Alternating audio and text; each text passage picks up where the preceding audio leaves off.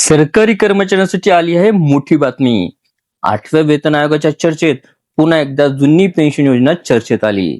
पण आता ओपीएस परत येणं जवळपास अशक्य का मानलं जात आहे आणि एनपीएस मध्ये काय मोठे बदल होऊ शकतात, जाणून घ्या संपूर्ण सत्य.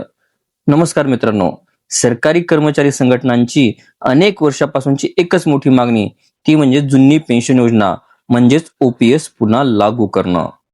8व्या वेतन आयोगाच्या चर्चा दरम्यान हा मुद्दा पुन्हा एकदा जोरात पुढे आला आहे.